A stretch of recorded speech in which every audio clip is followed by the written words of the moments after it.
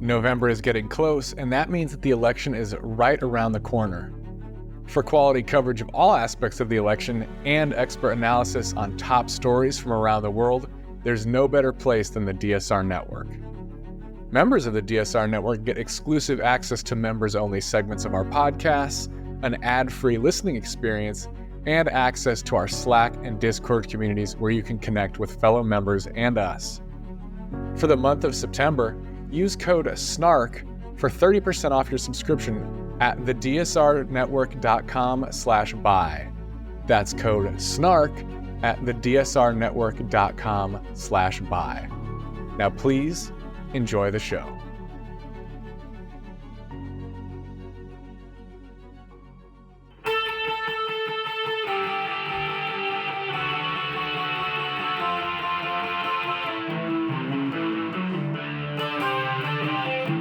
This is the Daily Blast from the New Republic, produced and presented by the DSR Network. I'm your host, Greg Sargent.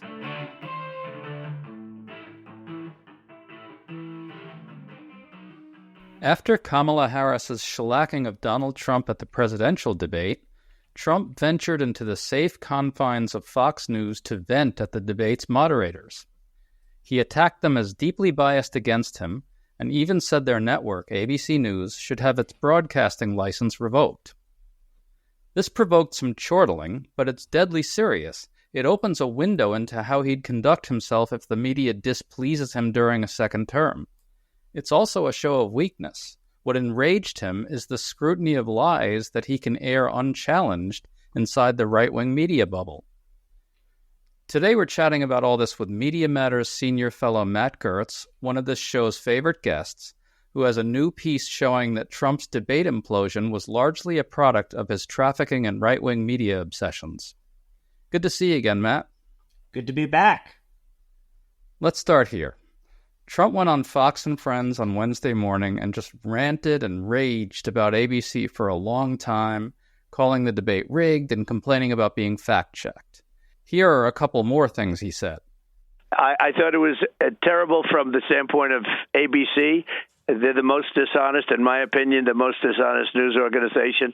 And that's saying a lot because they're all essentially really dishonest. But I thought I did a great job. He also said this. I think ABC took a big hit last night. I mean, to be honest, they're a news organization. They have to be licensed to do it. They ought to take away their license for the way they did that. Matt, this is better understood as a preview of what he'd do as president if media outlets criticized him or even just reported aggressively and factually on his administration. Your thoughts? Well, I think this is consistent with what Donald Trump has been saying over and over again for months and indeed years. He has been very clear that if he returns to the White House, he plans to use the power of the federal government as a cudgel against any media outlet that displeases him. He tried to do this during his term as president, and now I think has a greater understanding of how he could use the power of the presidency to force media outlets to do his bidding. What would that look like exactly? I mean, it's really remarkable that he said it right on Fox and Friends. He was angry because facts were brought to bear on the discussion, and he said for that they should lose their license. So what would this actually look like? I think this could go a couple of different ways. I think that he could actually try to use federal institutions to do what he has said he would do and pull licenses of critical outlets. But I think that what is far more likely is that he will try to pressure the heads of the corporations that own media outlets to try to give him better coverage. And so in this case, ABC obviously is not just ABC News. It's a huge multinational corporation. It is Disney. And so there are any number of levers that could be turned against Disney if the president chose to do so. We saw this to some extent in Florida with Ron DeSantis. And so I think that what we would see is Trump going to the heads of these companies and saying effectively, it's a nice company you've got there. Would be a shame if something were to happen to it. And then you might see those heads of companies sort of get their people in line and keep them from doing critical reporting on a Trump presidency. As your piece documents, Trump got crucified for a series of lies at the debate. One was about migrants supposedly eating pets, another about Democrats supposedly supporting killing babies after birth, a third about how FBI data is showing a drop in crime is rigged, another was his ridiculous migrant crime trope, pure invention, and he got dismantled on his claim that Harris isn't really black as well. But the through line on these is that they're all obsessions of right-wing media. And I think if you watched him speaking on that stage, you could observe in real time his head going to a place where he had seen all this stuff on Fox and elsewhere. He was pipelining it all straight from right-wing media directly to millions of debate watchers, right?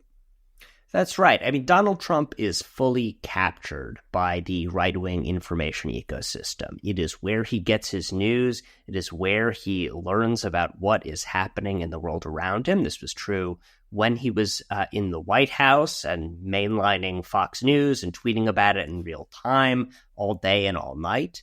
And since he left office, it's actually gotten more extreme. You see him spending a lot of time on Truth Social, promoting memes from QAnon adherents and other very disreputable people. I think, this is very disconcerting, but it also speaks to a major vulnerability of Trump because normal people hate this stuff. Normal people, when they hear someone ranting about how immigrants are stealing and eating house pets, wants to get up and move to the other side of the bar, right? I mean, this is just like not stuff you want to hear or listen to. And so he ends up in these weird cul-de-sacs where, he has a rare opportunity to speak to a huge audience. I think the report is that it's something like 60 million viewers last night, and I'm sure millions more will get secondary coverage in the days to come. And rather than, using crisp talking points and language designed to appeal to that broader audience, he's saying stuff that's really only coherent if you are familiar with the deep lore of the Fox News cinematic universe, if you are deeply immersed in very strange online right-wing subcultures. And that is, I think, a problem for the Republican Party. It has been certainly since the 2022 election cycle, and it looks like it will continue to be one going forward. The thing about this that just sort of shocks me is that he was obviously prepped by his advisors to avoid this stuff. But I guess the vortex-like pull of it is just irresistible. And in this right-wing media universe, they kind of speak in code and in tongues and in signs. And I really do think this is just gibberish and white noise to swing voters, right? This is why their impeachment case totally fell apart. Because by the time someone who is used to talking to Sean Hannity takes you through the bizarre argle-bargle of Hunter Biden's business interests, no normal person is following that. No one cares.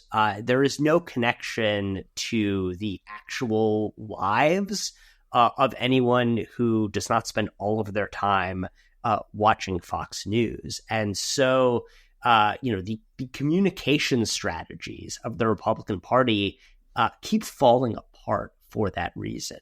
I mean, on the one hand, you might think that his briefers were trying to keep him away from this sort of thing, and that Trump is just so incapable of doing that he just spit it all out anyway. Though on the other hand, I mean, the people that were getting him ready for this debate were Tulsi Gabbard and Matt Gaetz.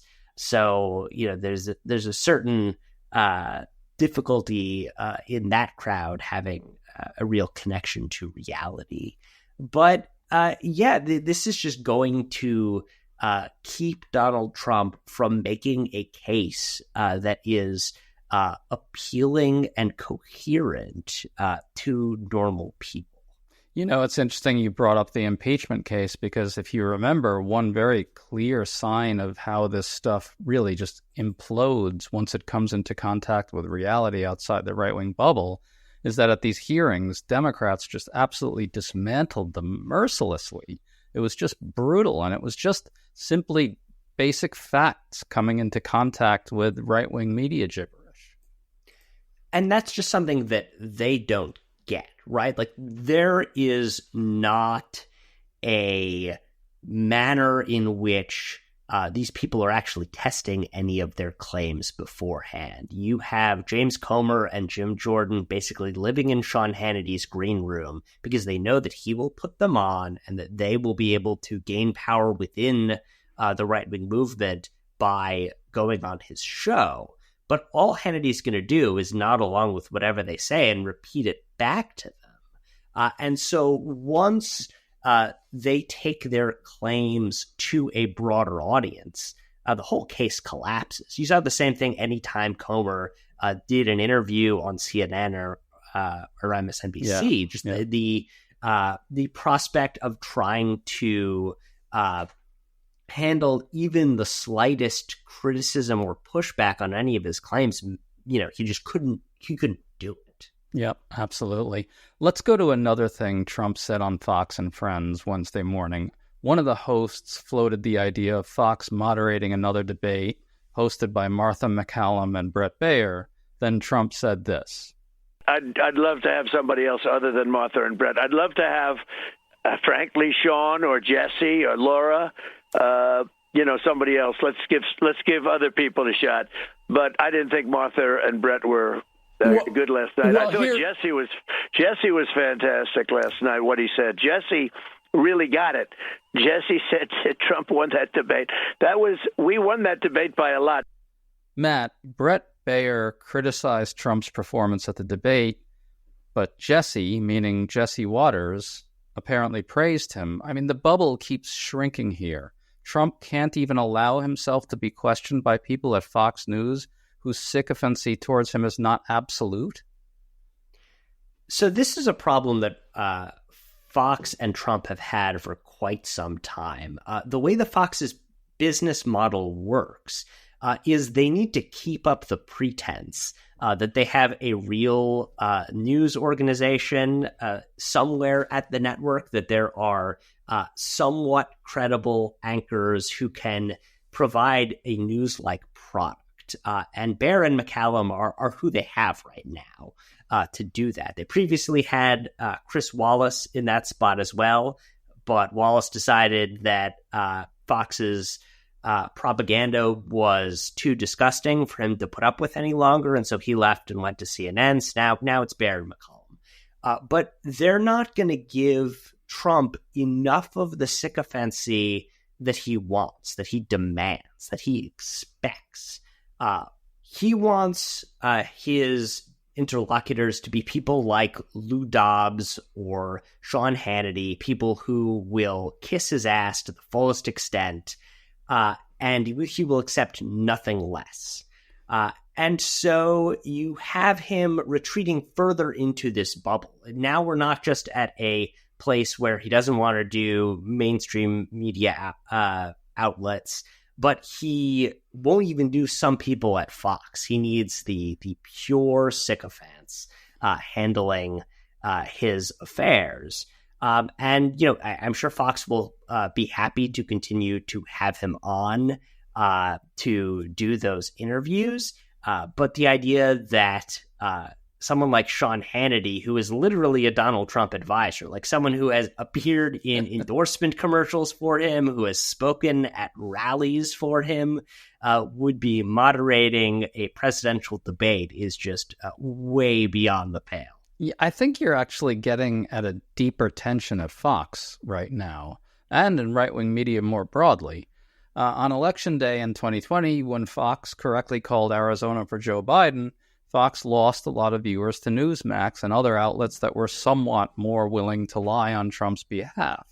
So in a way, Brett and Martha, as Trump called them, actually have to worry about Trump calling them disloyal on the air, right? I mean, or at least Fox News has to sort of balance this pretense of being a news organization with this genuine worry that it has to have about losing viewers if the network's personalities tilt too hard toward telling the truth about Trump's bad debate performance, right?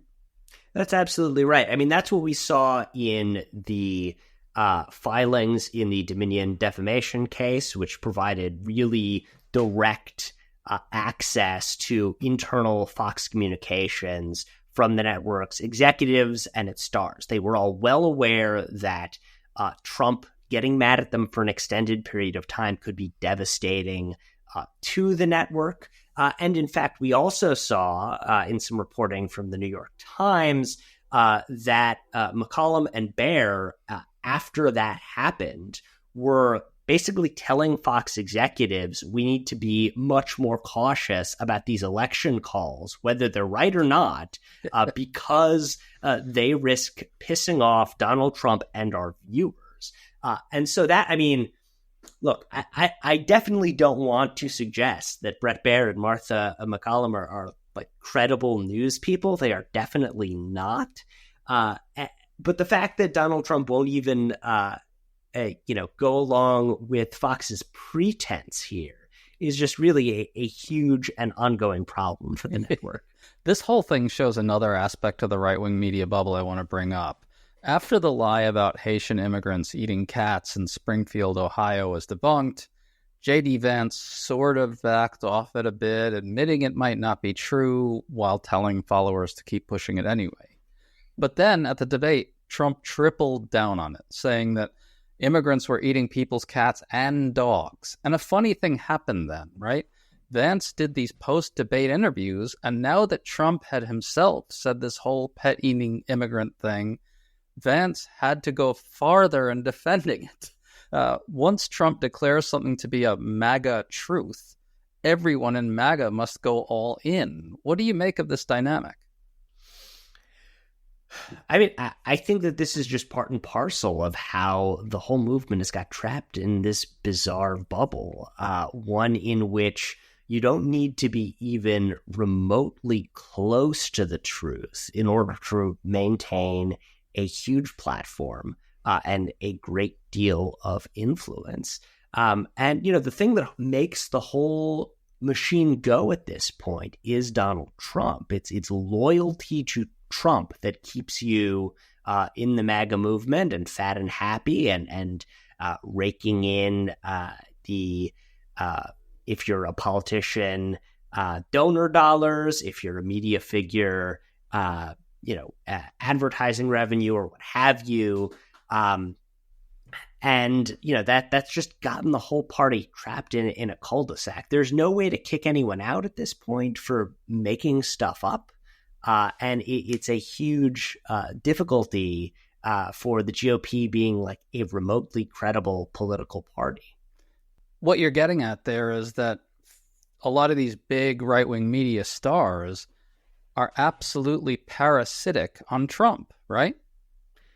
Yeah, I think that's right. I mean, look at someone like Tucker Carlson, who, spent last week promoting really disgusting, like Nazi apologia and Holocaust denial stuff. And he knows that he can maintain his very potent position in the Republican Party. I mean, he all but got J.D. Vance on the ticket with Donald Trump by speaking to Trump directly. Vance is appearing at an event with him later this month. He's going to be fine, even if he delves into some of the most disgusting conspiracy-minded nonsense possible and imaginable, because he supports Trump, and so Trump supports him. It's amazing. So just to take your idea to its logical conclusion, if Trump is the engine that makes all of this go, it's the source of the fundraising energy, Trump endorsements or Donald Trump Jr. endorsements, apparently, which are really, really powerful now, is what makes Republicans win primaries. If Trump is what creates right-wing media stardom and sustains right-wing media stardom, what happens when Trump goes away? If he loses, does the whole thing kind of implode, like almost like a black hole? Like the sort of the source of all the energy is just suddenly drained away? What happens? Does Trump go away if he loses? I mean, I think that's kind of the open question here. Right. There was some discussion of that after the 2020 election, after he lost that one and then attempted to overthrow government. But he was back to running for president again, claiming that he had won. I mean, I think there's no reason to expect him to admit defeat if he loses again. I think we're going to have a repeat if Kamala Harris wins a narrow election in November of various attempts to try to overthrow the results, first legally and then extra legally, and potentially another insurrection type incident. And I think there's no reason to expect anyone but Donald Trump to be the front runner for the Republican Party nomination in 2028. I mean, what displaces him? Why would we think that he would go away? He didn't last time. Imagine if let's just say he's too old at that point. I've said this on here before, but if Trump loses narrowly here in 2028, mark my words, on the Republican debate stage, the Republican primary candidates for president will all be asked, was the election stolen from Donald Trump in 2020 and in 2024? And they'll all have to raise their hands with yes. I think if there is a Republican debate with a credible news outlet in 2028, I think that is very likely to be a question. Absolutely. Yeah. I mean, let's just go back to the basic overall conclusion here to close out. I mean, this really is a sign of a certain type of weakness. What's just so bizarre and hard to connect for me is that this thing's very close. Trump could win. Kamala Harris is up 2 to 2.5 to maybe 3 points nationally. It's incredibly tight in all the swing states. So this kind of bubble universe can just sort of develop and develop and develop. And as you said earlier, Trump can become a wholly captured creature of the right-wing media ecosystem. But simply because of inflation, President Biden's unpopularity, wrong track sentiment, and Trump being able to, at times, prosecute a case on the border and on the economy, which is firm ground for him, this thing is still really, really at risk for Democrats, even though the bubble has become such a sort of prison for the party.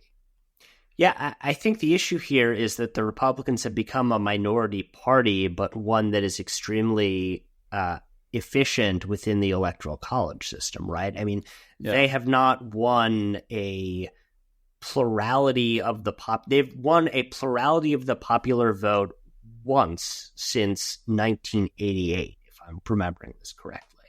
And so they are able to win more presidential elections than their level of support would suggest because their voters are placed in places that allow them to win more electoral votes. And so they are able to be a more extreme party that is less connected to reality, while nonetheless maintaining a strong chance every election cycle of walking away with the win. They've made that a deliberate effort. I mean, they've decided rather than put forward someone like Nikki Haley and have a real shot at winning a majority of the vote, they're going to run it back with Donald Trump, who they know has failed to do that twice. But that that electoral college advantage allows them to operate with this major vulnerability that the right-wing media creates for them.